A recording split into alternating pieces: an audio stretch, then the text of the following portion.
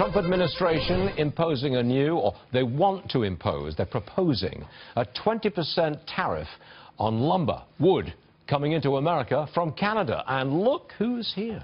Mark Steyn, who I believe, at last count, was a Canadian.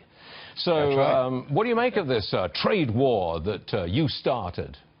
Yeah, it's a subtle evolution in Trump policy. He's going to build a wall and get Canada to pay for it. I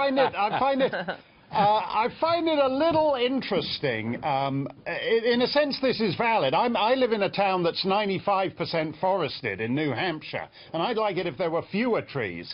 But the reason that they chop down Canadian trees is because they're mostly on Crown land, government land in effect, and the Crown effectively subsidizes people to cut them down, and that's why they're cheaper than American lumber, and that's what the United States government objects to in all this. But it's interesting to me that Trump's new emollient tone toward China and toward other predators that he talked about in the campaign. Now he never said anything about picking a trade war with Canada. And my fear is that there actually will be a wall on the northern border long before there's one on the Rio Grande. That's where we're heading. You know, I thought you were a big Trump supporter, but the moment he talks about a 20% tariff on your wood, oh, you're all over it. This is just terrible. He's building a wall.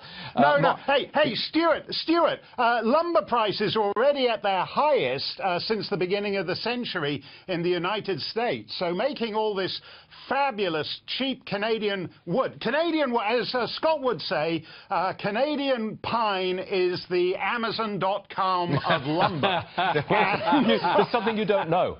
Steyn, there is something you do not know. I am a tree farmer.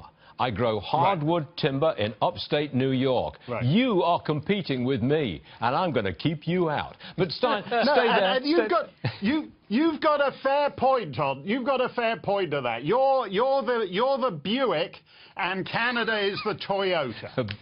That's basically it.